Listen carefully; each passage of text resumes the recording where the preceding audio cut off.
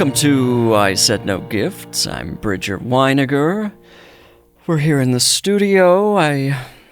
After a white-knuckle drive here, multiple wrong turns, the wrong freeway, just an experience, but I made it, and we're here. It's cool and quiet, cave-like. What is going on? Not a lot. I mean, I would just take a second, something I've been struggling with recently. The people I liked least in high school have got to get something other than Facebook. I'm talking to you. I need you to get on Instagram. I don't have a Facebook account, and it's making it very difficult for me to spy on you. I need to keep tabs on you freaks. Get an Instagram account. And if it's private, fine, but have a little, at least a photo of yourself for the profile. I want to catch up with you. So, and I feel like a lot of people are begging for this. Everybody, you've got to open at least another account on some social media other than Facebook, where most of us have left. And that's probably why you're still there. But please, for my sake, open an Instagram account. That's just a little public service begging. And I think, my life other than that, other than trying to spy on people I don't like, is empty. So let's get into the podcast. I love today's guest. It's Chris Grace. Chris, welcome to I Said No Gifts. Hello. I think you should add a Truth Social account.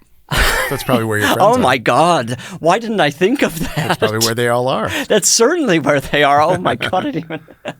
Wow, have you been on Truth Social? I have not. I've never been. I assume it's like Twitter. I think so. Yeah. That's kind of the format of it. I have an account. I just don't publish that. My main media manager posts on Truth Social for me. All of your more secret opinions. I just say what my hot take of the day is, and then they type it up. You're huge on Truth Social. Used to be a lot of like feral cats in my neighborhood. I live in East Hollywood near Koreatown. Sure. Not as many recently. Also, rising immigrants to the neighborhood. Yeah, I mean, coincidence? Put two and two together. Yep. Put racism and racism together, and you get double racism. But have you seen many feral cats recently? I've got a lot suddenly in my neighborhood. Well, we have ones that we are like, oh, what happened to and then sometimes that you don't see them anymore, and you wonder what happened. Scary. To them. We had a very friendly one that we called Rusty that would actually come up to us and she would let us pet her. Oh. Very cute. Almost like we had an outdoor cat. Right. Haven't seen Rusty in 2 months. Oh, that's tough. What color was she? We called her Rusty because she was a black and orange, was it like tortoise or Calico? something?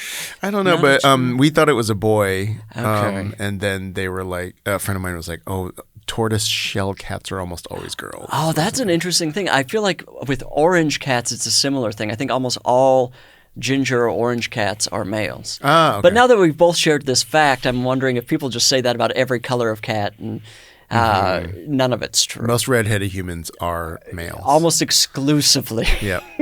I feel like there's probably 3 or 4 redheaded women on Earth, and the rest of them are men. Carol Burnett, Amy Adams.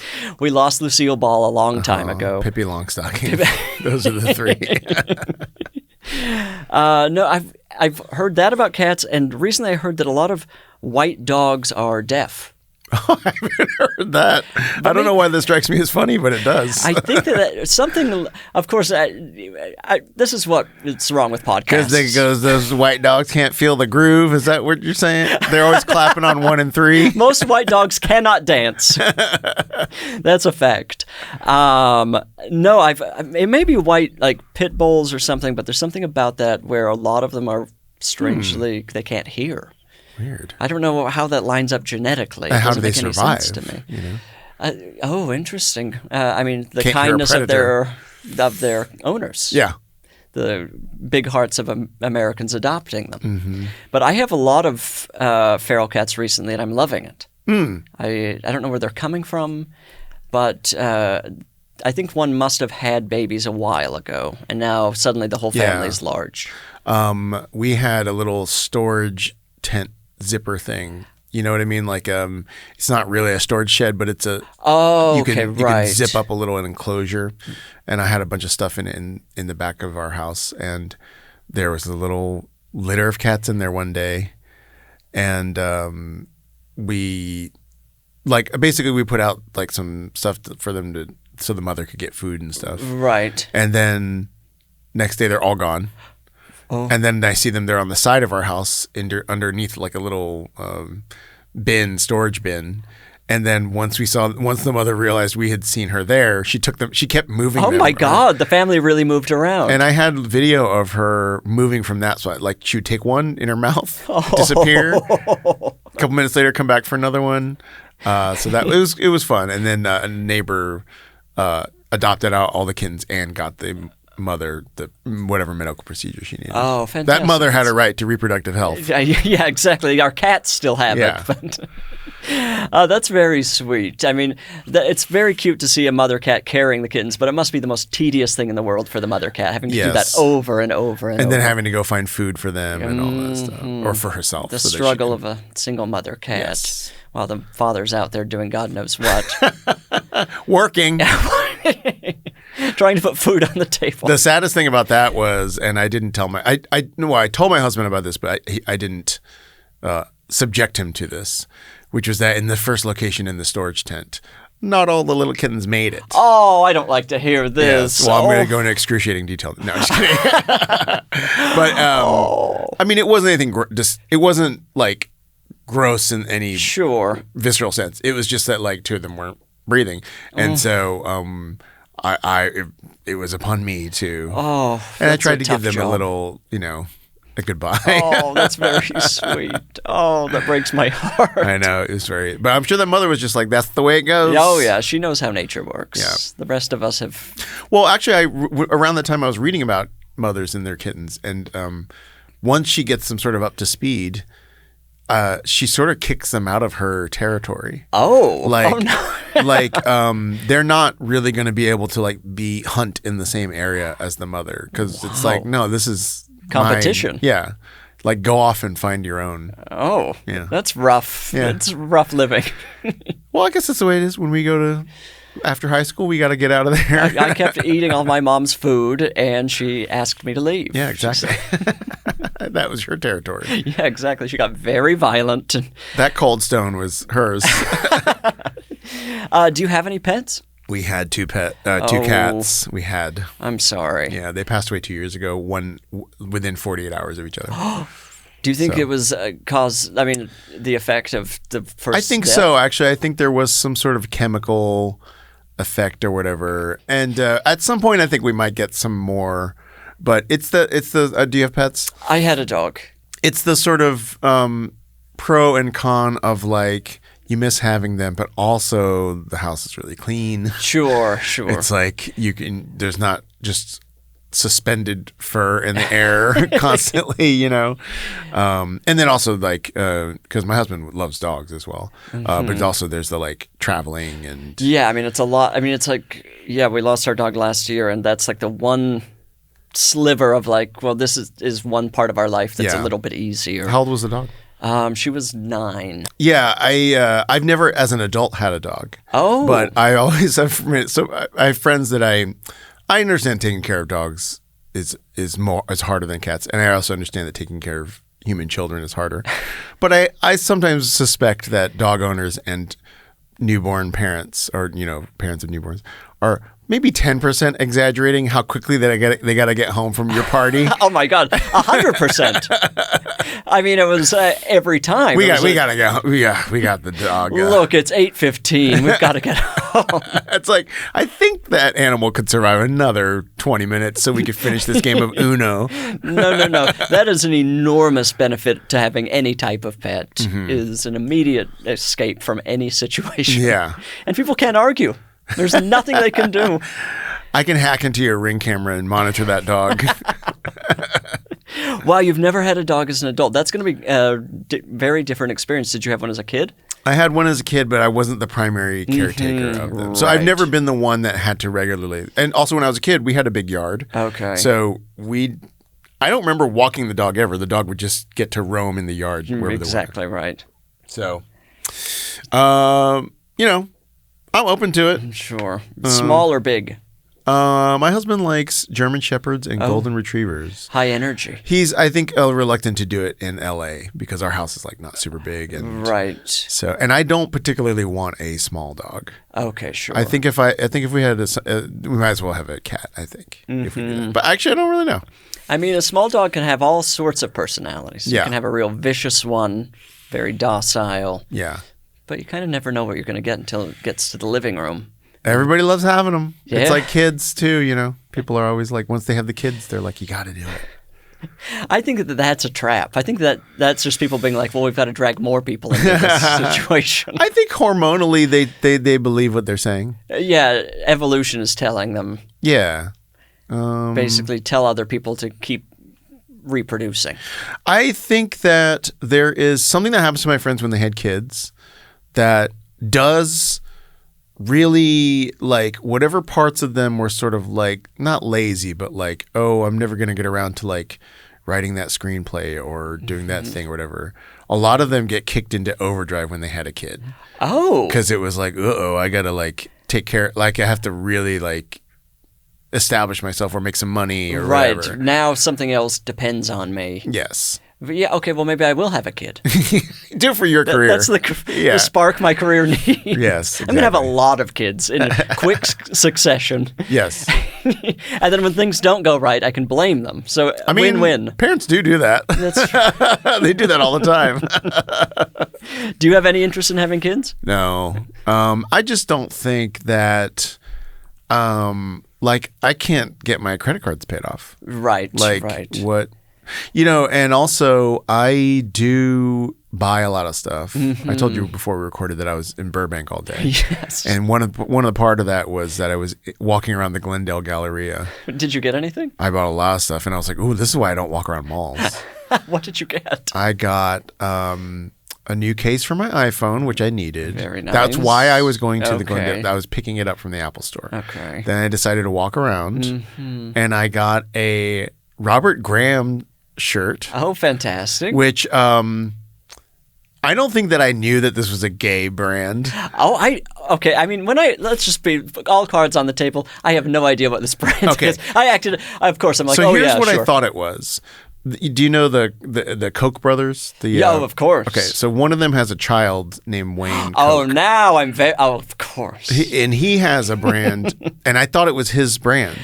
So I thought it would be funny to buy a shirt from his brand because they're kind of ridiculous. Right. If you ever watched I Think You Should Leave, there's this thing called Dan Flash's shirts that are like these extremely busy pattern shirts.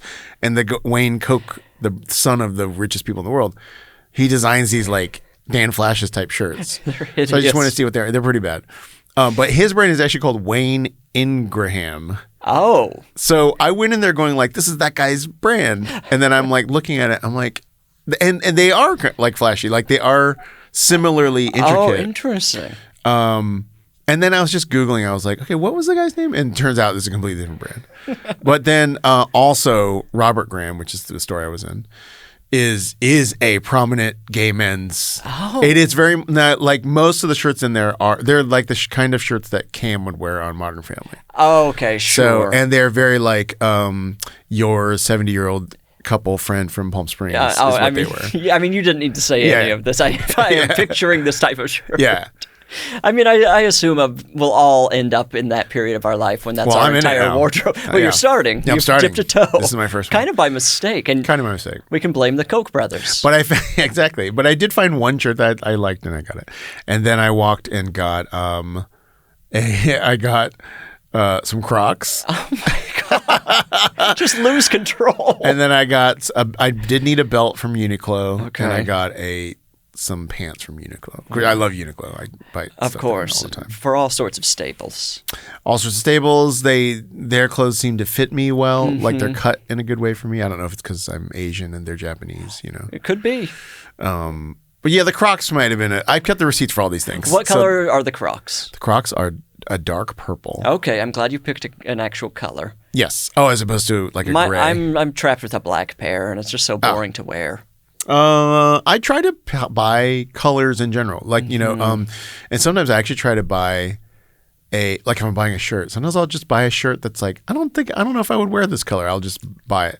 And then, do you regret it ever? No, I mean, no. I've been in a lot of hot pinks and fluorescent oranges and like, I don't know. I've enjoyed them. I can see you in both of those colors. Yeah, I'm enjoying them. Okay. This shirt I bought at a Tesco grocery store in United. That's from a grocery? Oh, in the UK. In outside of London. Oh, okay. That makes it. I mean, I was going to say if you had bought it from like a Ralph's-esque store, that would be shocking because it's very stylish. Yeah, if I bought it from Food for Less. Smart and Final. But I mean, that's kind of what it was. Yeah. But I mean, I think the UK always has a little edge on. UK's grocery stores are so much better than ours. They're beautiful, yeah. Gorgeous stores. I think most European countries have really nice grocery stores compared to whatever we're dealing with here. They do. They're a lot. You just have to get used to the fact that if you want, let's say, mustard, you have maybe 2 to pick from. Right. You're not just assaulted by an entire wall of mustard. But I mean, is that losing that much, really? Like, yes. Screw those countries. No, we need, in the United States, we need the illusion of choice. And it needs to be the biggest possible illusion. And that's why our mustard, I mean, it's an entire aisle of mustard. I think probably we use more purchasing things. I know everyone does this, but I think we particularly use like the thing we buy as a statement every time we buy it. You know, like if you're getting the Heinz Simply Organic, you know, you're asserting like a tiny sliver of your identity when you buy that. Right, that you make mistakes shopping. And I think that, you make bad decisions. I think that a British person doesn't care that much, like which ketchup they get. That's not necessarily their desire to, be in individual expression every time they pick a condiment. Every single thing they're buying. Yeah, and I think we are open to that in every single thing we buy. Yeah, that's probably very true. Yeah. I mean, on the topic of mustard, though, I will say there are so many this different... is mustard cast. I love all mustards. Do you? Every single mustard. Okay. Have you ever been to Wurstkuche? The sausage place. Is it downtown? Yes. Yes, I have. Oh, the mustard's on display at this place. I get every bottle. Mm-hmm. I've got one bratwurst, but I try every mustard every time I go because I like all of them so much. Do you like them all, or do you have a hierarchy of? I like the seedier one, like the whole Dijon grain one. Yes. Yeah. But I don't think that. I think they basically are level for me. I like the honey mustard. I love the yellow mustard. Uh-huh. So it's just it takes me about 6 hours to eat one bratwurst because I'm trying the different mustards. And that's not a euphemism. No, it's not. Is there some kind of cultural genetic reason for this, do you think? Is there any I feel like there are Germanic, there's got to be a reason for a lot of my problems. Well, this doesn't sound like a problem. Sounds like I think there is some German in my family. Uh-huh. And so maybe there's this mustard love dormant somewhere in me that just whenever I go to a bratwurst place. Heaven forbid you ever go to Berlin or something. I'll collapse. I'll just disintegrate. Have you been to Berlin?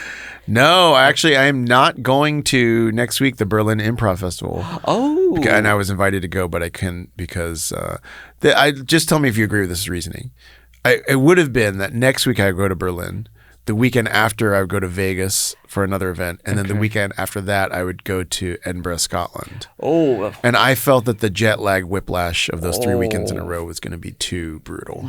I was ready to say you're wrong. Yeah. But I guess I agree. And just the fact that it's Las Vegas in particular in the middle. It's a real tough place to be, even just on its own. Yes. In between 2 huge international flights. Yes, unfortunately. But I have heard wonderful things about Berlin, and I do want to go. Yeah, people go crazy for it. Yeah, there's this super exclusive club called Berghain. What's this? That is like you wait 7 hours in line, and it's very difficult to get in. Oh. I mean, not really my speed, but I'm intrigued. What are you as a person after 7 hours? Perfect to get rejected from Berghain. Oh, I mean, I waited for maybe 2 hours to get into the tunnel in Manhattan way back in the day. 2 hours is too much on the west side, and got rejected because I was wearing khakis. And the bouncer, she was like, "Sorry guys, it's too casual. I'm not gonna be able to do that tonight." But then someone told me like, "Oh, just go back." And the same night, I went back at like 1, and they were letting everybody in. After midnight is khaki hour. I think that people are leaving, and they're just trying to keep the club full. They should have somebody policing the line. Up and down the line looking for khakis. Don't make somebody wait 2 hours before you say no khakis. It's ridiculous. that was one of the only times that I ever went to a club and like left at like 10 a.m. You know, where people were like starting their day. That just does not exist within me. I think I've only done that maybe twice my whole life. But I don't know that I could do it. I was in my 20s in New York City, you know. I don't care what age I would be. It would kill me. No circuit parties. No. But maybe that's waiting for me. Maybe there will be like a new chapter when suddenly I've got the second wind. The one thing is that gay men, you have access to the circuit party life until you are dead. Like there is no maximum age. Right. As long as you're only wearing white, or if you want to be the guy that does the flags in the corner. That'll be me. Yeah, I mean, the guys that do the flags, it's like, oh, they found a skill, and they. I've never seen more than one at one party, but. Right. Well, I'm going to dominate that part of the circuit party scene. Have you done stand up? Do you do stand up? No, I don't do stand up. Maybe this is your time in the corner to do it. Who knows? There's always something waiting for us, a new chapter. I mean, the relentless youth of the gay man as he ages. You know what I mean? Like they just don't give up on anything. They never really realize. Just clinging to their 30s. I mean, what was I like? I bought some of those sweatshirt overalls. You know, I have a few of those. What's this? It's overalls made out of like sweatshirt material. Wow, how have I never come across Very this? comfortable, but also they do make me look like I'm trying to be like 20 years old. Or a baby. Yeah. It's baby clothing. Or, you know, gay men wearing those like caftans and stuff. Oh, I'm familiar. I've basically been given one on this podcast. There you go. It's more of a tunic, but, you know, like a loose flowing piece of material. But I mean, I think there's something to be admired about that, you know, that I think we feel like we can just have access to anything we want our whole life. Like we never age ourselves out of anything, you know? Right. We're never just like, maybe I shouldn't like go to precinct and do poppers till 1 a.m. or whatever, you know? Like there's no, you know, I mean, it's also to be despised as well. Yeah, of course. I mean, speaking of things to despise, Chris, I was very excited to have you here on the podcast today. I thought he'll come by, we'll just chat, get to know each other, wrap the podcast, and we'll go home, no feelings hurt. Yes. The podcast is called I Said No Gifts. Yes. I assume you got an email about this at some point with the title of the show. Yes. Pretty clear directive. So I was a little thrown when you waltzed into the studio holding what could not more clearly be a gift for me. Well, this is a card that says Bridger on it, so I guess you could assume that. But one of my love languages is gift giving. Is that true? It is, actually. I'm a very good gift giver. Oh, I wish I was a good... I'm good for like one gift a year for one person. Right. And well, we'll else test gets, it. I mean, we'll see. So yes, unfortunately, and it does say sorry. There's an immediate apology, which I appreciate. Yes. Every card should just have a sorry underneath it, just to lower expectations. Do you want any preamble as to what this? I mean, this is Does this need context? This is meeting the minimal definition of wrapped. By the way, this is much more wrapped than a lot of gifts I've been given on this podcast. I didn't know that. Oh wow. Well then I'm clearly in the median of. Yeah, you're like a nice average. Oh, good. You'd pass. Oh, nice. That says something poor about your previous guests, I would say. I'm happy to say a lot of bad things about previous guests. Okay, so it's in this nice little brown envelope, and I'm opening it, and I'm seeing that it says typo on it, which I do know is a store in the Glendale Gallery. In the Glendale Gallery? I left off one stop. I will say the card I got at today, but the gift I did not get today. Okay. The gift was not a last minute thing. Okay. This is, again, and I will say a lot of the gifts on this podcast were probably found in someone's glove box on their way to yes. So you're or in studio here. Yeah, you're killing. I'm giving you a Canon camera. I wish. Okay, so the card says goodbye. Yes, which is scary. Inside is just anthrax. I like giving cards that are just don't fit the occasion at all. Sometimes. Yeah, I don't know that this fits any. I also thought that this was a funny card because if you look on the inside, you can unfold that later. But like It's a blank card, right? This is a very cold, scary. So it just says goodbye on the outside and nothing on the inside. Oh. So this is, you give this to somebody before, assassinating, executing. Or when someone's in hospice, maybe.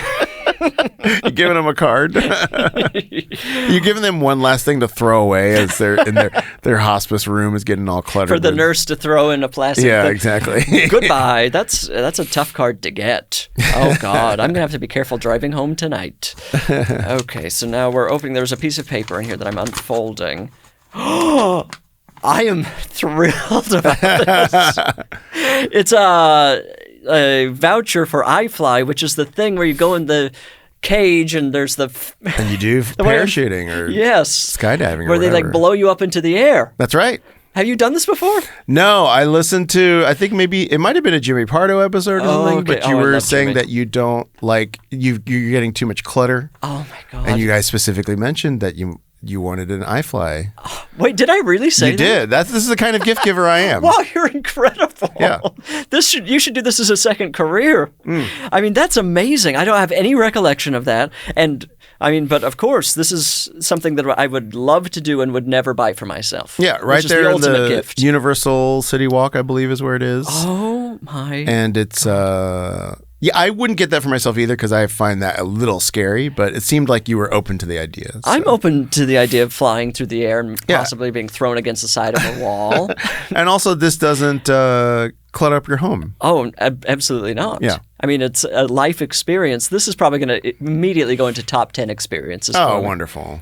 I don't know what that says about my life, that something at the City Walk is in top 10, but is there anything that could get you to do this? Is it super scary, or is it like, I just would rather not? No, it's more, I think now it's more just that I would rather not, because like there's rides at Disneyland and California Adventure now that I can go on. Like I can go on Matterhorn and I can go on Space Mountain. Yes. They're not overly scary to me. Right. But the last time I went Space Mountain, I was like, that might be the last time. Oh, interesting. Because it just threw me around in a way that I was like, that wasn't so fun. Right. It wasn't so much like there like some genuine roller coasters I am scared of, but Space Mountain is not one of them. No, it's a very mild ride. Yeah, but I felt for my back it was a little. Well, do not get back on the Matterhorn. Matterhorn's horrible. That is a dangerous ride. I'd rather be murdered by the Yeti. I will say though, this is why I say I'm a good gift giver, because often I'll give my husband things at Christmas or whatever that he mentioned like in February offhand, and I'll have a little note somewhere or an Amazon wish list or something. That's so sweet. I wish I had the wherewithal, the memory, or just the heart to do this sort of thing. Or the interest to listen to people. The interest in the people I love. Yeah. Would you ever actually skydive? I don't think so. I'm so neutral about that. I don't feel particular. I mean, yeah, I think I would be very nervous and scared, but I'm not like terrified of it. I'm also not super interested in it. I don't know why. I'm like, it seems kind of dull. I just feel very not anything about it. I don't know. That's maybe it's a form of dysthymia or something. Yeah, it's an interesting thing to have no opinion on. I just don't like. It's I've never done it, but it's not a thing that I'm like, man, it's on my bucket list. One day I want to. How about you? Do you I couldn't do it. I mean, I think you might catch the bug after this, though. I know. Maybe this is you're going to do this. You're going to be. It's too low to the ground, and this all leads to goodbye. Right. No, I feel like I could probably get there. I could get up into the plane, but I think once we get to the, what do we call that? The door on the plane that you jump out of? That can't possibly be called a door. A hatch. My friend skydived. And he said the weirdest thing for him was being in the plane on the ascent and realizing that he was not going back down in that plane, which is kind of weird. I never thought about it that way, but yeah, it's like, you're only taking half of this plane ride. Oh God, that's terrifying. Yeah, I feel like you're taped to the instructor or whatever, but I feel like animal instinct would take over for me, and I would injure them. Trying to hold myself in the plane. Oh, I mean, there was someone in New York State that died because when he, they did tandem. When he jumped out, his head whipped back and he knocked out the instructor. Oh! So the instructor just passed out, and they both died. Oh! And I think they died because the student. I think he could have pulled whatever, but he just didn't. Like he didn't realize he had knocked the guy out. Right. So you're just flying along. You've passed the lower altitude where you should have pulled the chute. And you're like, why isn't this guy doing anything? What's going on? He's horrible at his job. Yeah. The Yelp review for that's going to be awful. He's leaving it last 100 meters. He was leaving a Yelp review. This is the worst service I've ever received. As soon as he got in cell range, he was like, with skydiving, I think one is that, I think your first whatever, like 20 or maybe are like tandem or whatever. Right. Like, you can't just do it on your own. And so I think part of my reluctance too is like, I feel like if I actually think skydiving, there are a lot of things like that I easily could fall into a rabbit hole of like, oh, I'm really getting into skydiving now. And now like every weekend I'm going to do jumps or whatever. You know what I mean? Of course. And that's who you are now. I think I have to be more judicious as I get older about which of these things I allow myself to get into rabbit holes of. What's the last thing you went into a real fixation with? This year, the biggest fixation is this social deduction game called Blood on the Clocktower. Oh, what's this? All of my friends are so sick of hearing me talk about. It's been just over a year that I've been extremely deep into this. That's why I will be in Vegas on October 11th. That's for that reason? For the Vegas Clocktower Con. That's how deep. So you're picking a con in Vegas over going to Berlin? Essentially, yeah. I mean, what I could have done was go to Berlin and just stay in Europe through that middle week and skip the convention completely. That is an option that I could have done. Right. But basically what I'm saying is this game that you've become obsessed with is really starting to affect your life. I mean, no question. Not at all. I mean, I am very dedicated to it. I am very chagrined to talk about it to my friends. Well, I've got a podcast episode for them. Oh, what's that? This one. I want to hear about it. Well, have you ever played Werewolf or Mafia? I played Mafia. And what do you feel about it? I enjoy it. Okay. It's essentially Mafia with some improved rules to it that make the game like a lot more fun. Such as? In Mafia, when you die, if you're killed by the Mafia or if you're voted to die by the town, by the villagers, you can't talk anymore.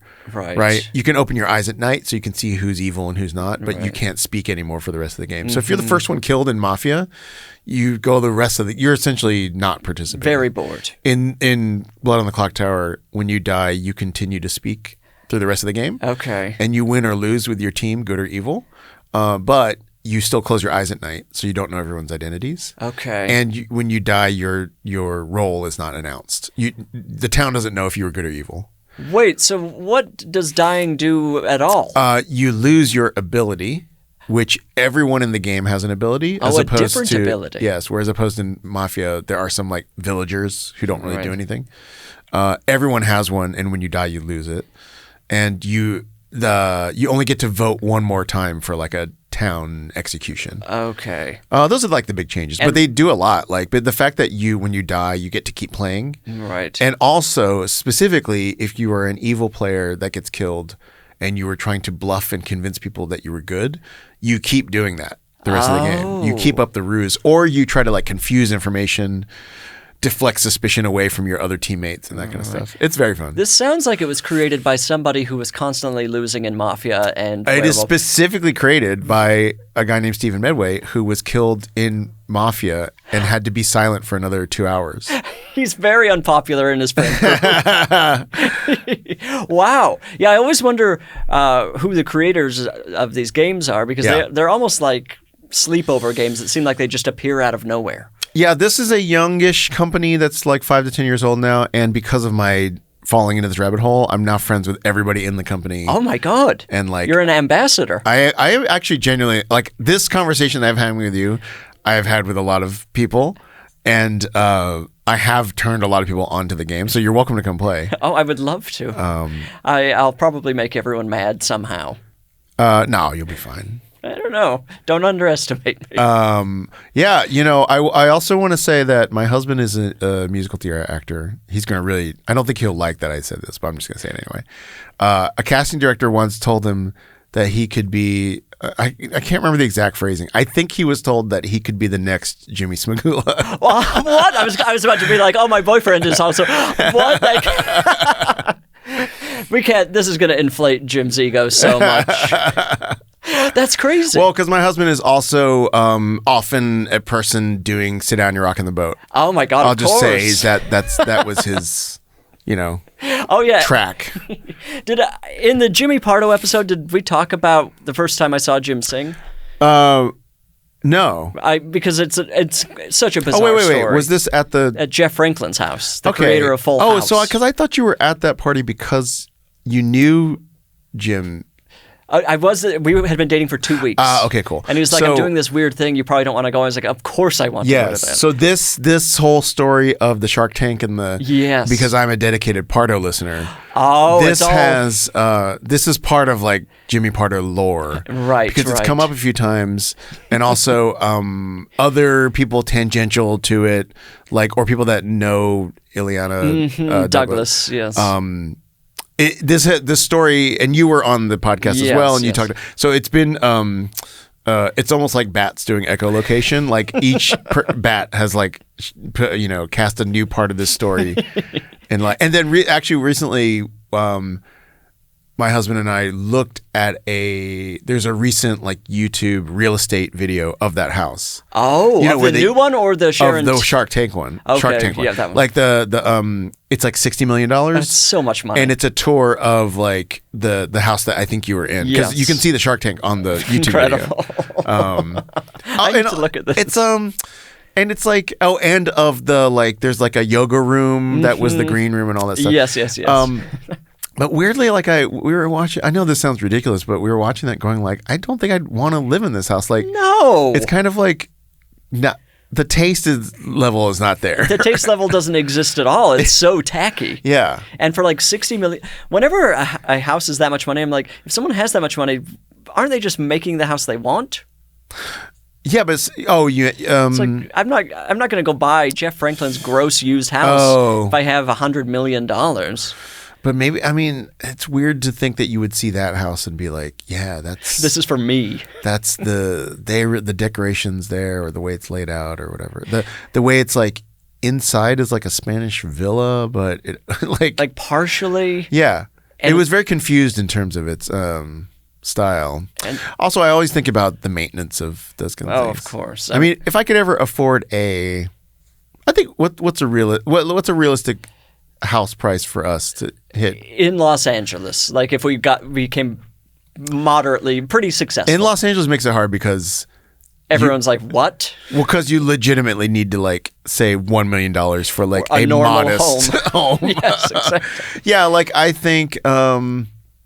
I think if I could get a Larchmont $2 million house. Oh, that doesn't exist. Is it 3 I think or in 4? Larchmont it's at least 3 at this point. Oh, I like Larchmont so much. Oh, you've got to keep working. Keep working. That's why I'm doing this podcast. Yeah, exactly. The check is huge. Where can I get that $2 million? Atwater? Atwater? Yes, absolutely. Okay. I'm not the confidence that I'm bringing to real estate conversation is so crazy.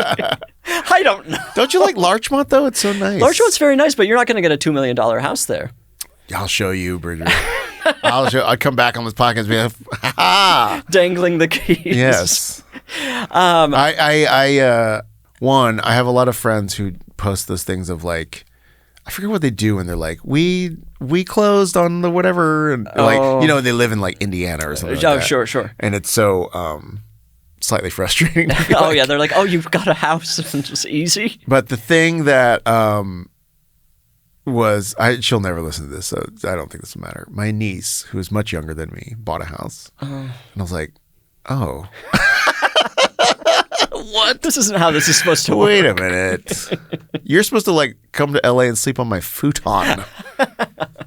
It's a hard city to explain to anyone who doesn't live here, where it just the cost of living makes no sense to anybody. Yeah. I think it's hard here because you have friends that are not even distant acquaintances, but you have some friends that just have done very well. Mm-hmm. And I have friends where I go to their house, I'm like, oh, what? How did this happen? No, I was just talking to somebody about this in LA. I know legitimate, like, multimillionaires, just be like the nature of being here and working in the business. And then I have friends who are like, I don't know if I'm going to have health insurance this year. Yeah. And we're all in the same business in the same city. It makes no sense whatsoever. Yeah, like I have a friend who was like season regular on a CBS show for like 8 years. Oh my God. And then started investing in homes. And so now owns like 4 homes in LA. Wow. And like 2 apartments in New York.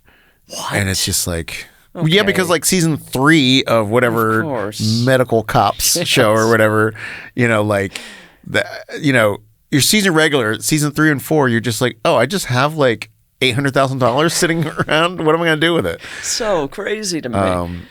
The dream to play a nerd or a data scientist on a cop show. To be the hacker, comic relief. Let me be a hacker on the very serious murder show. Yes. Where on CBS shows they go to that character and that character just does like straight up bits. Yes. It's so weird because I watch them sometimes and it's just like, or I've auditioned for like Scorpion or whatever. And it's just like, it's so odd to me. Just jarring tonal. Yeah, there was I don't remember if it was Scorpion or a CSI Cyber. Oh, where I remember. Horatio Sands like guest starred and just did a fully comic character in the middle of like the room was covered in blood. That's the dream. That's the dream. 10 seasons. Better of that. to be that than the medical examiner on a sitcom. Oh yeah, that's a dull job. Yeah, that's not a very dull job.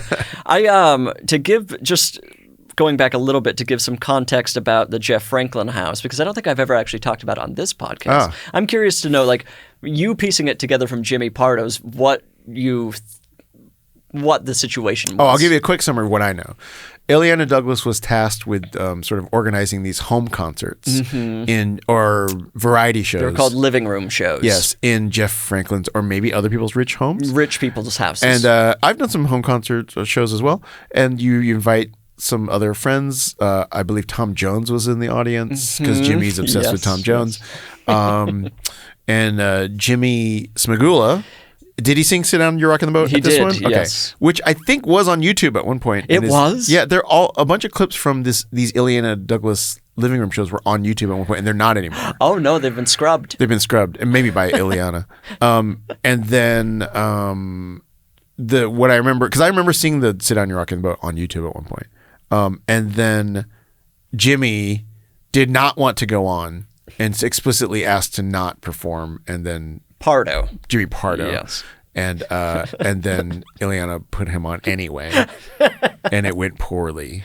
I think that's the summary of what I know from the Pardo-verse. He kind of directly addressed Tom Jones. Yes, because he does like Tom Jones. He knows the Tom Jones rap or whatever. What's the Tom Jones There's rap? some song where Tom Jones rapped. I gotta hear this. Yeah.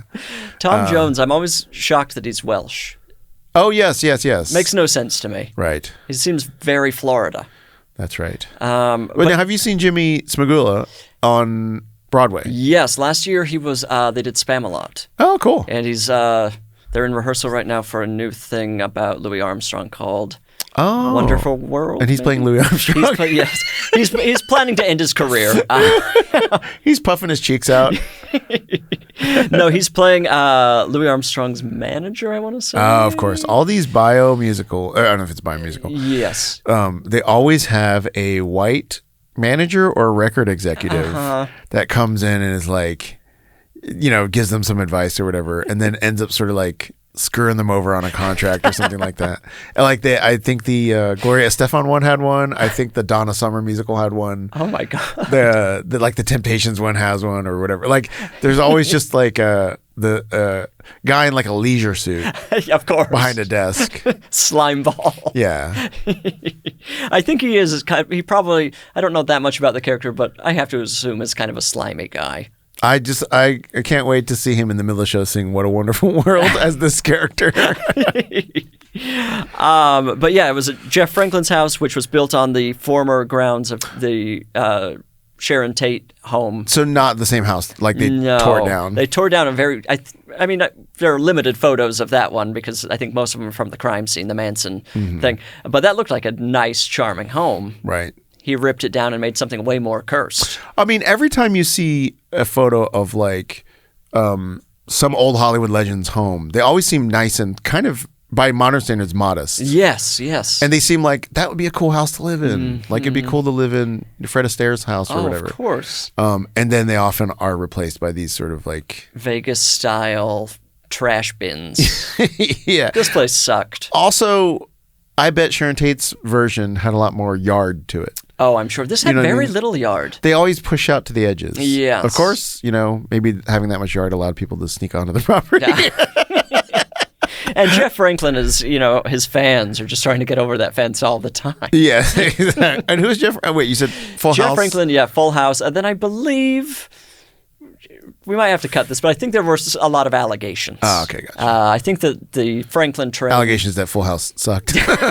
None of them were true. It's an excellent program. Never watched an episode in my whole life. Oh, I loved it as a kid. But it's for children. What's full about the house? I mean, the whole family's there. You've got the father. Everybody except for the mom who died, and that starts the show. How many fathers are there? There's one father, 2 uncles, 3 daughters. This is Dave Coulier? Dave Coulier is one of the uncles. Okay. John Stamos is an uncle. Bob Saget is the dad. Bob Saget's the dad. Lori Loughlin is... Oh, college lady. Yes. Okay, these are my connections to the show. Oh, wait. Are the uncles his brothers? Or are they the dead mother's brothers? That is such a good question. Or I wonder if Stamos is his brother and Coulier is the... Right, the ghost's brother. Yeah. I don't remember, but Stamos's character is very Greek, and no one else in the show is Greek. So I don't know how that plays into it. Maybe he's just a friend who calls himself an uncle? The dead mother is like the goddess Athena. She's been pulled into the underworld. Yes. And Danny Tanner has to confront Hades. Right. And then John Stamos was walking out of hell and turned back, and she went back to hell. And then they brought them back as Fuller House. As Fuller House. So is Jeff Franklin still around?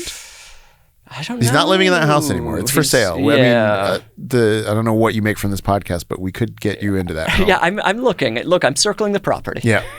I'm constantly on the phone with my realtor. Bookmarked on Zillow. Jeff Franklin, he may have been run out of town. I know this is often said, I don't think people really get run out of town. They certainly don't. I told you before we recorded that I was in Burbank all day. and I did literally have 6 hours to kill in Burbank. And I have my car. Like, I could have driven home. But, I don't know. I just didn't feel like it. Like, I was like, sometimes if I go to Santa Monica... you're not coming back. Right. And I don't know. I mean, Burbank is really not the same, but I just stayed out here in Burbank. And so I went to see Megalopolis. Yes. And that has a lot of, I would think, were canceled people in it. Oh, certainly. I mean, what's his name? Jon Voight. Yeah, Jon Voight. Shia LaBeouf. Oh my God, and it's so annoying. Dustin in the movie. Hoffman. Dustin Hoffman. You saw this movie. I saw the first hour, and I knew it was going to be horrible, and I wanted to keep watching, but I got a little sleepy. Oh, I just go to sleep. You left because you were getting sleepy? Yeah. Oh, just sleep in it. I actually, during the movie today, I was thinking one day I'll write a memoir. It's going to be called Sleeping at the Movies. Oh, it feels good. It's so... Now, I would encourage everybody... What is it? Get your AMC A-list where you don't pay for each movie. Go in the middle of the day to see a film. It's so nicely air-conditioned. Mm-hmm. You do need... I think you have to bring like a hoodie or an extra layer. Oh, right, yeah. And then just let yourself sleep through the fucking... Marvels or whatever. That feeling when your eyes start to get heavy and you can't fight it. I mean, there's nothing like that in the world. I think what it is like through all your school years, you had to fight that. Oh, interesting. And like I was just at Edinburgh Fringe and I watched a bunch of plays. Mm-hmm. When you're watching a play, especially if your friend is in the play and the venue only seats 20 people and they can see you, you gotta stay awake. But in a movie, you get that and you're like, no, I can just let it go. I'm free. I can just sleep through this.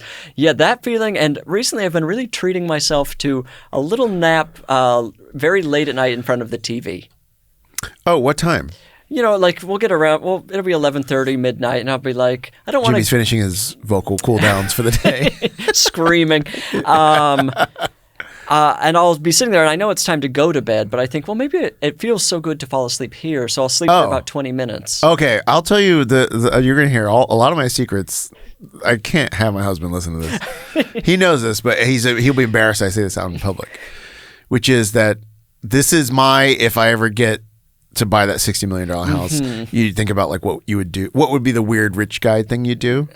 So mine would. I'm genuine about this. This will happen. I'm telling people now so that like if there's a Rolling Stone profile of me in 20 years and they say like this is what happens in the house, they'd be like, yeah, I said that 20 years ago on several podcasts. I want to be able to fall asleep on the couch watching television. Okay. And I have like a live-in assistant that is the build of the mountain from Game of Thrones. Okay, fantastic. He will come pick me up and bring me to bed. I think in the grand scheme of things, that's not that scandalous a thing, but people do think it's weird. But you know how when you were a kid, you would fall asleep in the car ride home? Oh, the best. I pitched this to Uber. I think that should be an option on Uber. Yeah. Carry me asleep over your shoulder to the front door. Or to bed. All the way in. All the way in. You give them a key code for your August lock or whatever. The feeling of...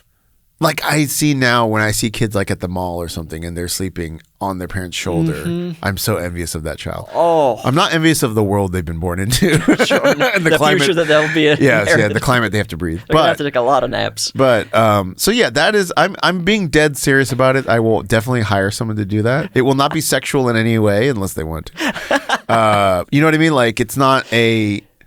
It's just, it will be someone that needs to have the physical strength to do that. Right. You know? And if they're incredibly good looking, that's just another, that's their problem. Isn't it everyone's problem? Their own problem. The entire house's problem. Yeah. No, I support that. I think that feeling of being asleep in the wrong place and then being carried. Oh. I don't have any other like weird celebrity show business-y things that I'm going to want to do. Like I'm not going to have like an Epstein Island or a, you know what I mean? Yet. Yeah, I mean, you get that money and you're going to freak out. Right. I also say I'm never going to have a Shark Tank with a Spanish villa half interior decorating style and then... With Jimmy Pardo confronting Tom Jones in front. Yes. I did do a home concert. I will intentionally brag about this. I did a home show this year at Mandy Patinkin's house. Oh, that's amazing. Which was very fun. Oh, that's great. And it was very cool to do a show for him. And I bet he has a tasteful home.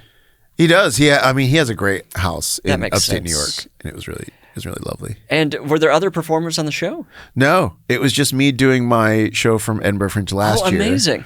Which was filmed as a special this year. Is out on Dropout now, but like that, I was doing the live version of that for him and like people from around the neighborhood in upstate New York where he lives. Oh, that's really delightful. Where my impression was like, oh, it's kind of out there a little bit, so maybe y'all don't have too much. Like this is their way to see theater and stuff like that. And I said that to one of them afterwards. I was like, no, we got a lot of stuff to do. I was like, oh, okay. I thought I was special out here.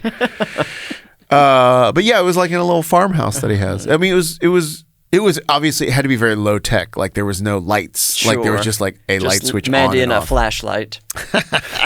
But yeah, it was wild. I mean, it was very weird doing it. Did you stay at Mandy's house overnight? I did. Oh my God, what a dream. That was really cool. And, and also it was funny because my husband is in musical. I'm in a musical theater. My husband's really into musical theater. I don't know how much trivia that Jimmy could answer, but... Oh, he could answer a lot, and I could answer almost none. So I have not met anyone who knows more about it than my husband. And so obviously this was mind-blowing that we were staying at. Oh, yeah, of course. And then the first moment that we met him, he came in to fix like a screen door, and he was just like complaining about the, come help me with this thing. Like, you know what I mean? It wasn't like it was very much a like, I don't know, like you're just, there was no ceremony to it whatsoever. Right. It was just like he needed to fix this door and he was just like talking. And so that was, that's amazing to see that. Yeah, it was nice to not be like, oh, Mr. Patinkin, like, Right, that whole dance. Wow, I'm so jealous. That was exciting. Well, is there anything, before we play the game, anything else we should say about iFly? What is the scariest thing physically you've done? The scariest thing physically I've done? Ooh. I mean, I think a lot of people would be scared by playing rugby, which I played for many years. Oh, that terrifies me. And it is scary. You do have to get over it. And I have stopped playing because that's... That's a rugby scar? Yeah, I broke my arm playing rugby. Oh. So that doesn't make it less scary to other people. Did the bone come out of your arm? No, it did not. But this is an interesting fact. I was holding the ball like this with my elbow bent in front of me, and there's 2 bones in your forearm here. And the other player, his skull hit the outer bone, but the outer bone didn't break. Oh. So much force was transferred to my arm that the inner bone broke. Whoa. I thought that was interesting. Wow, that's fascinating. Yeah, and also I broke it in Temecula, California. Okay. And I don't know why, but I drove home by myself. With a broken arm? With a broken arm, and then checked into like Huntington Hospital in Pasadena to have it like... And that's like a 2-hour drive? It was like 90 minutes. I think I was in shock. Whoa. And were you in pain?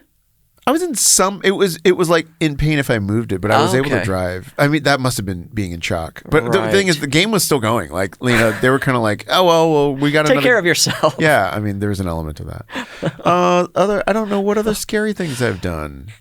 What other things do we categorize as scary? What are some scary? Things? I'm trying to think. I mean, like cliff diving, rock climbing, things where a lot of heights. Or where you're moving quickly? I haven't done a lot of climbing things because I don't feel my wrists and arms are strong enough to... Like, I did a bungee, zip line at a water park once. Okay, sure. But this was one where you hold on with your hands. Oh. And you can just let go? Yeah, well, I lost my grip immediately. I went out and...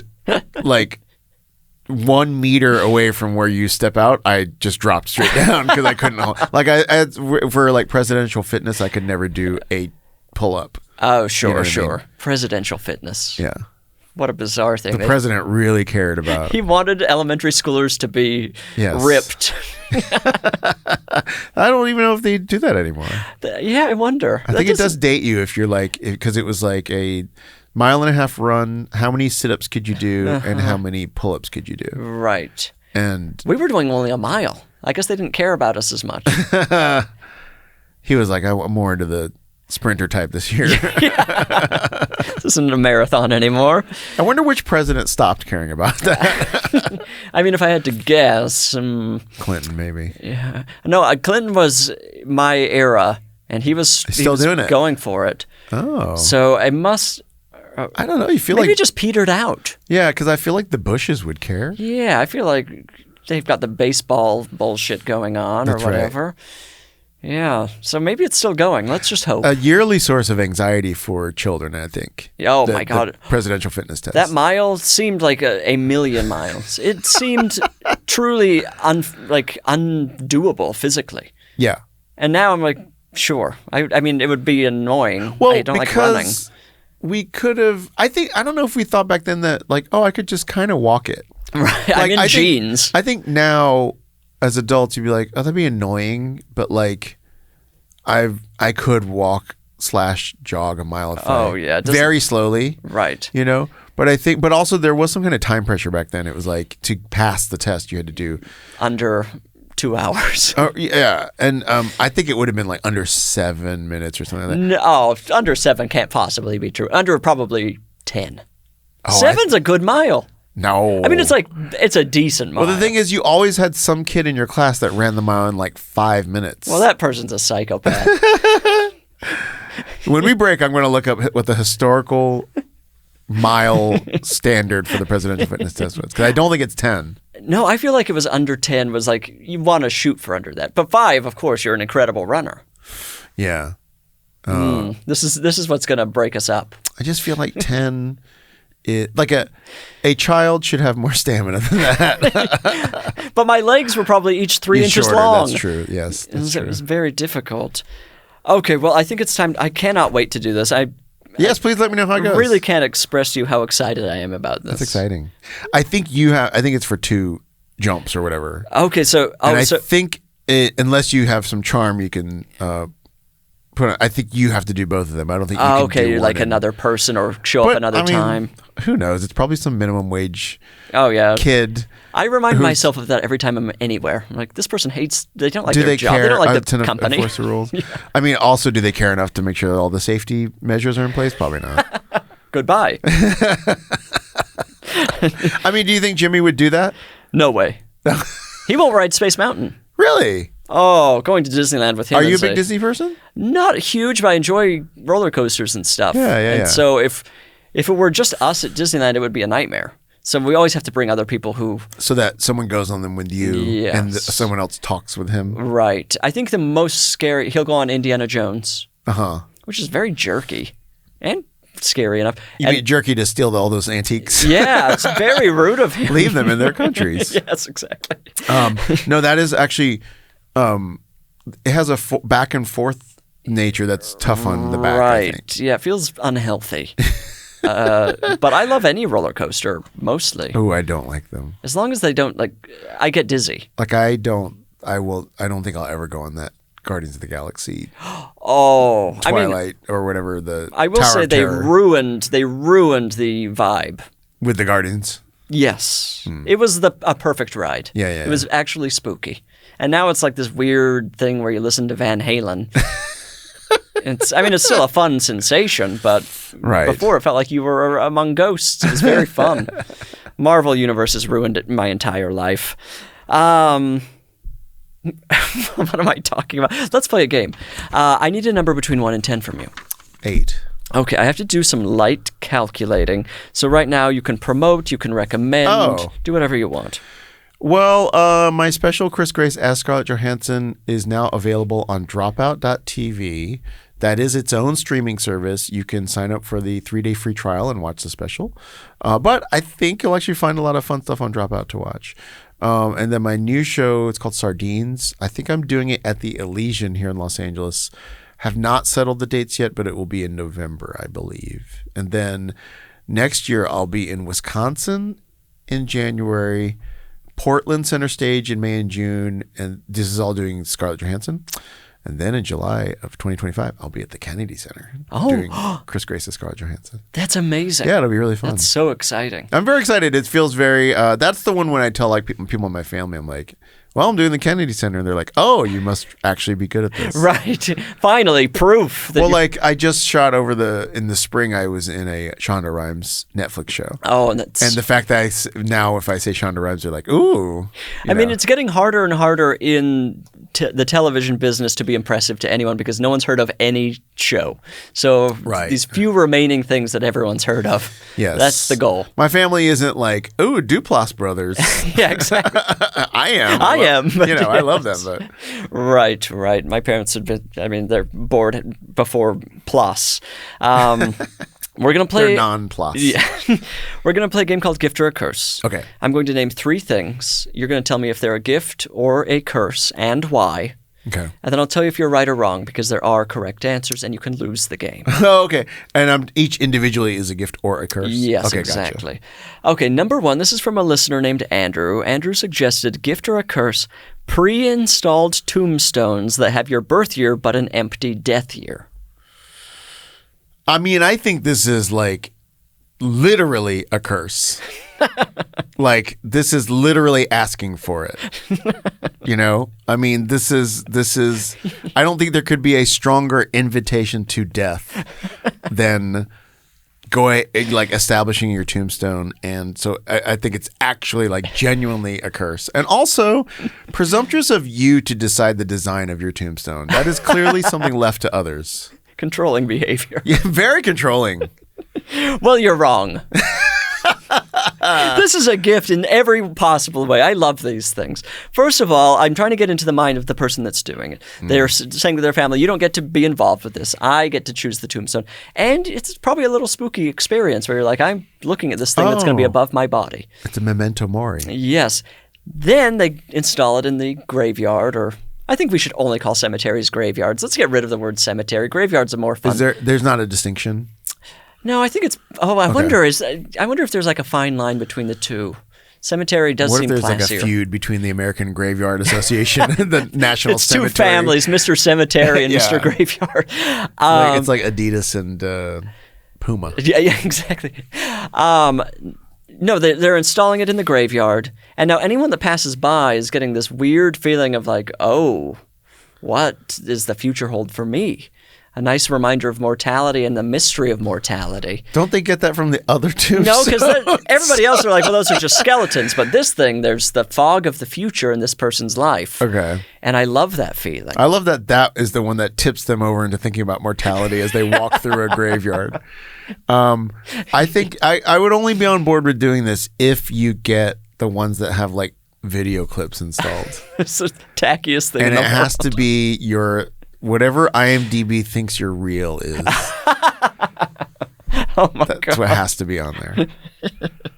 Because then you can still book. You can absolutely book. Before the last, think of it this way, Bridger, and I made this up. I came up with this. You're living in the dash. You can still book when you're in the dash. That's what casting directors say. Yeah. He's still in the dash, right? That song is about that you can still get cast for things. And casting directors are constantly poring over graveyards to make sure who's alive and who's dead. Also, casting directors are constantly thinking about how actors can get more cast. Like of course. We are the first people on their minds. Okay, well, you got one wrong. Okay, that's got a sting, but we'll move on here.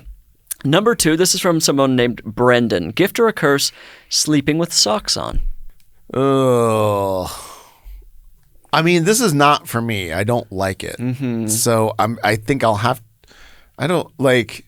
I almost want to say that the option is potentially a gift, but I would never do it. Mm-hmm. So I guess I'm pro-choice. This is the only thing I'm pro-choice about. You've been very clear about... Yes. That's my special. Is like a total, like a pro-life special. I'm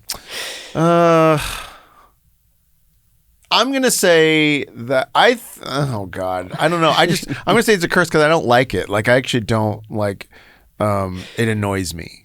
So the only time it's a gift is if like your heat broke and then you are living old style with like a nightgown and like one of those long sleeping caps. Then you got to have the socks. For me personally, this is a curse. Oh, another one wrong. This is horrifying. You really were getting close to saying it was a gift. Yes. And then you described this beautiful sleeping outfit that should have really sent you in the right direction. Right. The cap, the nightgown, that's the how you stockings. Yeah, that's my nightly uniform. Right. And when you sleep, you have a little feather that goes up in the air.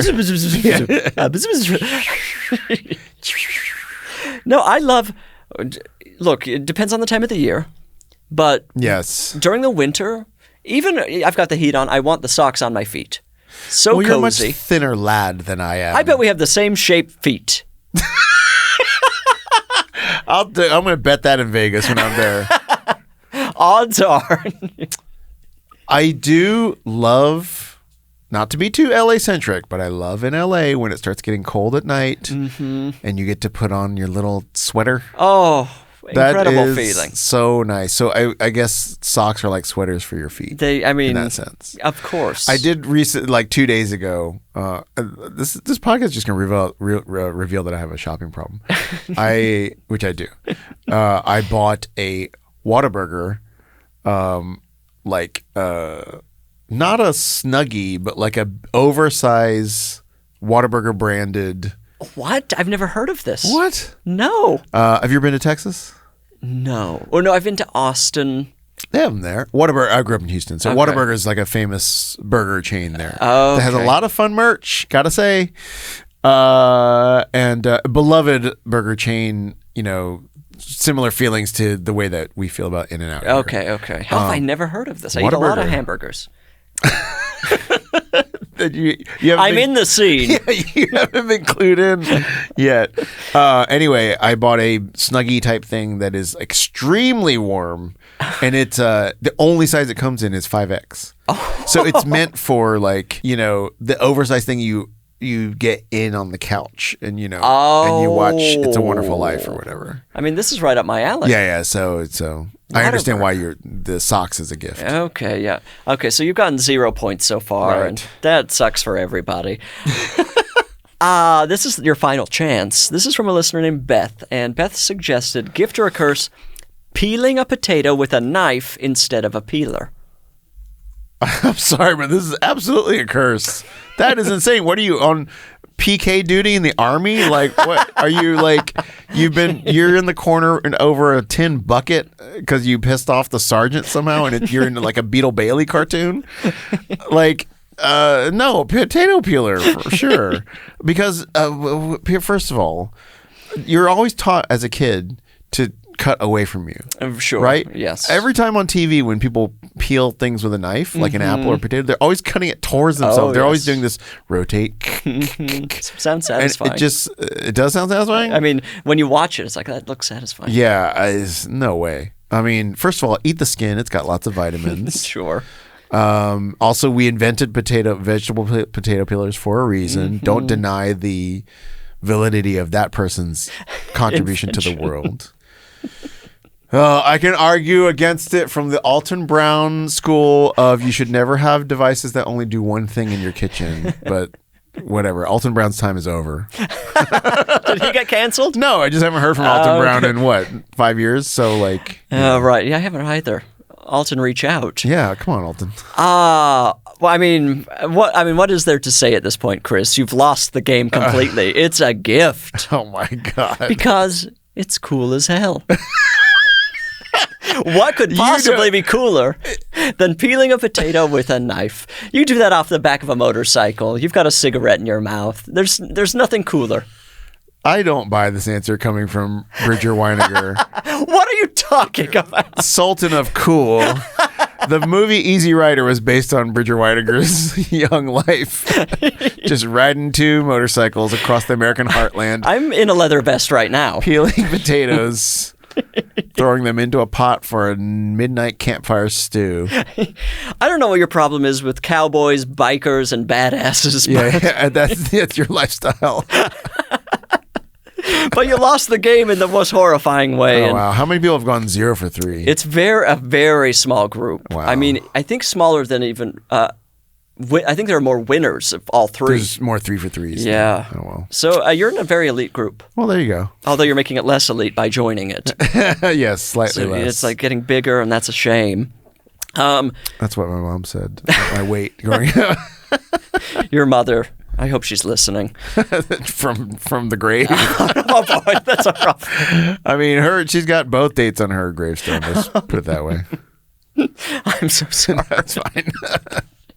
Okay, moving on. This is the final segment of the podcast. It's called I Said No Emails. People were writing into isaidnogifts@gmail.com to beg for answers to all sorts of life problems. I see. Advice? Yeah, all sorts of advice. Sometimes it's about gifts, but I encourage them to just bring their problems to me. Wow. Because I know what's best. Okay. And my guest always knows what's best. Wow. So will you help me answer a question? Sure. Okay, this is Dear Bridger and presumably delightful guest. Presumed correctly. My cousin is getting married soon, and she's being very traditional about the whole thing. People are always writing in and just immediately throwing family members under the bus on this podcast. I RSVP'd to... Yeah, because there's a little shade in that, right? Yeah, oh my God, there's a lot. Being very traditional. Yeah, exactly. When I RSVP'd to her wedding for my fiance and I bought a set of bowls from her quickly selling out gift registry, as someone does. Okay. It's a Taylor Swift concert. She invited me to her bridal shower, an event I have never known anyone else my age to actually have. Oh my God, she's really going after this person.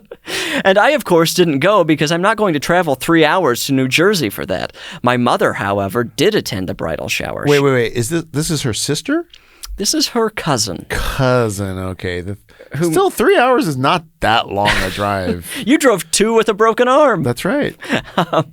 My mother, however, did attend the bridal shower. Okay. She brought a shower gift, silverware, on behalf of the whole immediate family. Okay. Seems like a small thing for the whole immediate family, but that's another story. Depends on if it's a full set. Yeah. And if where'd we buy it from? I recently was researching genuine sterling silver for the home. You do have a major shot.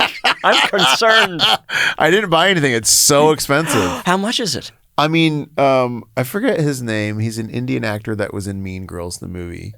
He has a YouTube channel about living well, and he suggests buying a single piece at a time. Oh. And having just kind of a mismatched set. I find it charming, and that's probably the only way I could get into this hobby. That would drive me crazy. It's like one fork is like $75. Oh, no. I'd lose my mind. Anyway, if the mother brought a whole set of silver, I mean, that is... Could be thousands of dollars. So that was on behalf of the entire of the mother family. And her whole unit. Yes. Okay. Got it. At the bridal shower, there was an enormous pile of gifts that my aunt, the bride's mother, had wrapped herself on behalf of other people. Included in this pile were the bowls I had purchased for her as a wedding gift, with absolutely no indication they were for the shower. There were also several other gifts from the registry from other family members of mine who were not in attendance. Clearly, my aunt brought any gift sent from the registry by people who were invited to the shower. You should know that my aunt is a very volatile person with anger problems. What does that have to do with any of this? Am I correct that this is completely insane? Do I need to buy another wedding gift? Do I need to write that I hope she likes her wedding gift of bowls in a card? Do I run away forever and never speak to these people again? What do I say to them? Please help. And they didn't even sign their name. It's an anonymous person because they're just attacking the entire family here. And I'm so curious why the aunt got the presents to begin with. Maybe they live near or live with the engaged people. Oh, interesting. So, because let's say they're on Amazon doing a registry or right. whatever, and you're just saying like, give me these bowls, ship them off to the couple. Right. Also, we registered on Amazon. I can't remember. Were we getting are you married? No. When is it going to happen?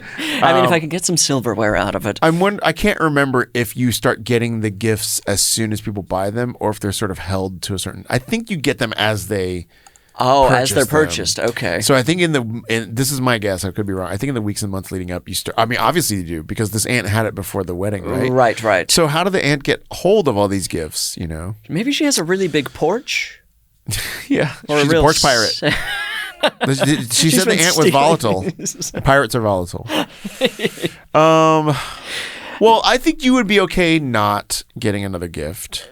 She clearly doesn't have a very good relationship with this person. She's writing emails about her to podcasts. She doesn't care. You also, have you heard the thing that you have a year to give someone a present after the wedding? No, I shouldn't have heard that because now that's going to ruin my life. That is a thing that gets said is that you actually don't have to get your present in by the wedding date. You can just let it haunt you for a year. Yeah, for a year you could. Like the registry will still be open. Oh, interesting. You can get in late on it. So she could kind of write it out and see if there's any reaction and then maybe throw in another little coaster. Right. You know, because every registry has got some real cheap items to hop in on. Oh, look, I'm doing sort lowest to highest. Right. I don't care who you are. Right. I always think that's funny when the thing that you bought was like 1 of 8 steak knives. And then now they just have 1 of the 8. To peel a potato. That's right. It looks so cool. Look as cool as possible. If you're listening only on audio, I can't describe how cool Bridger looks. I have 4 cigarettes in my mouth right now. It's so intimidating. I'm kind of the original cool guy. I think I agree. And I almost think, why bother with this cousin? Get rid of him. That's such an escalation. Well, this person asked for it. Wait, do you think the aunt would do the same? They're still going to the... Oh, no, there are little trepidations about going to the wedding. Yeah, do I need to... No, that's fine. You know why? Because there's even people that come to the wedding and they still physically bring the gift that day. Right. There'll be a table. Mm-hmm. And so the bride will have no idea that you... will have no way to even think that you've shirked your responsibility until 366 days later. Right. So at that point, you're probably not even talking to this cousin anymore. No, it's over. I wouldn't worry about it. Just go and enjoy the... And also, you're setting yourself up to have the real high ground when the cousin confronts you and you say, actually, I did send you a wedding gift. This is your angry mom's fault. Yeah, I mean, that's... I think you want to avoid that completely, especially since they said that she was volatile. Well, I mean, it depends on the day. You want to be dealing with a screaming aunt. Man, if you and Jimmy ever get married, the podcast audience is going to hop on that registry because it's so on brand for the podcast. Oh, that's true. Oh, now you're really selling me on the idea of marriage. Yeah, I mean, this is the reason, right? There's two reasons why. Well, one is now it just fits the theme so perfectly. Because you'll say, I said there. It'll be like there'll be a special sub series called "I Said There's No Registry," and then you'll surreptitiously say the Amazon link at the end of every episode, and your fans, I think, will instantly go and buy all those. Okay, I'm considering marriage. These are the two big reasons. That's one, and the other one. This is genuine. The other reason to get married is. It's so weird. I'm sure people tell you this all the time, but like it is very weird that you make this public declaration of the relationship, and then the next time you have a big fight, you'll be like, "Oh, we just like went through that whole thing," and there is like social pressure to be like, "We made a commitment." Like now we made a commitment to those 100 people too. Right, they're counting on us to be their favorite characters. Yeah, and it's interesting, like village peer pressure. Oh, it doesn't appeal to you. No, the smallest fight, I say I'll leave. I'll walk out the door. This thing means nothing to me. I'm sure you don't have dramatic fights at all. Oh, we have dramatic fights. I think anybody. Eric and I are both have a background coming from the theater, so our fights are theatrical. Ours are theatrical because Jim is a theatrical person, and I'm someone who buries their feelings until the absolute worst moment, and then they all come out. So it's a combination. Yes, but we're all safe. That's right. And then, we're doing fine. But did we answer the question? I think lay low. Okay. Let it ride and just go and have a good time at the wedding. And I think you'll be fine. That's my guess. Yeah. I think maybe look into your unresolved issues where you judge everyone in your family. I know. Some very strong opinions about people in your family. Well, take a ride to New Jersey.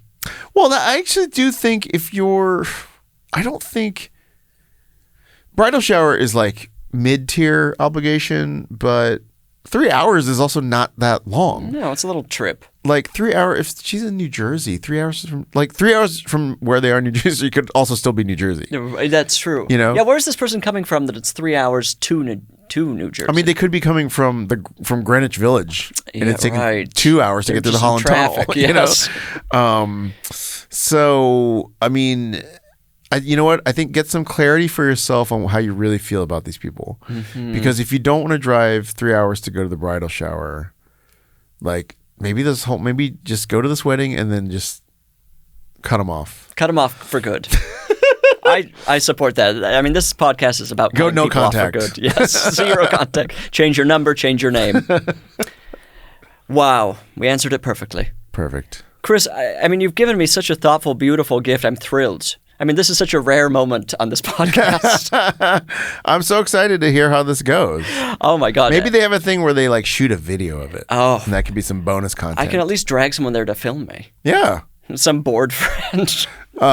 Because you said Jim wouldn't do it. Well, he's in New York. Yes. Oh, you mean you're doing this like soon? Yeah, tomorrow. Of course. Are you kidding me? This is going to happen in the next few weeks. Actually stood there open till 9 tonight. Just head over there.